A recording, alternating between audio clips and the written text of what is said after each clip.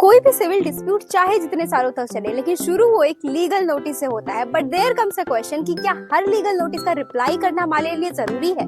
तो ऐसा बिल्कुल भी नहीं है। बट इसे इतने हल्के में मत लेना, क्योंकि कुछ केसेस में अगर reply with in the particular time नहीं किया तो वो सिविल डिस्प्यूट आपका क्रिमिनल कंप्लेंट में चेंज हो जाए। तो सबसे पहली चीज होती है कि आपको 4 चीजें ऑब्जर्व करनी है on getting any legal notice. पहली चीज कि clear name and address mention हो, कौन सेंडर है और कौन रिसिपिएंट है।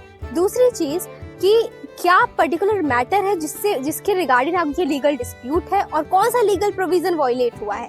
थर्ड थिंग इज कि उससे चाहिए क्या, means what the legal remedy that sender wants. और लास्ट थिंग, कितने पर्टिकुलर टाइम में उसे चाहिए, मीन्स क्या चाहिए और कितने टाइम में चाहिए। दीज आर द 4 थिंग्स जो देखनी होती है बिफोर डिसाइडिंग कि इस पर्टिकुलर लीगल नोटिस का हमें रिप्लाई देना है या फिर नहीं देना है। उसके बाद आती है 2 कैटेगरीज जहाँ की लीगल नोटिस बहुत ही सीरियस लेनी चाहिए। पहली है चेक बाउंस के केसेस में, मीन्स 138 ऑफ NIA एक्ट की अगर नोटिस आई है तो उसे आप सीरियस लीजिए और उसका रिप्लाई जरूर करिए, क्योंकि अगर 15 दिनों में उसका रिप्लाई नहीं किया गया तो उसका सिविल केस क्रिमिनल कंप्लेंट में रजिस्टर हो जाएगा। And second thing is section 80 of CPC की लीगल नोटिस, जहाँ पे आप कोई केस फाइल करते हो किसी गवर्नमेंट के अगेंस्ट या फिर किसी पब्लिक सर्वेंट के अगेंस्ट।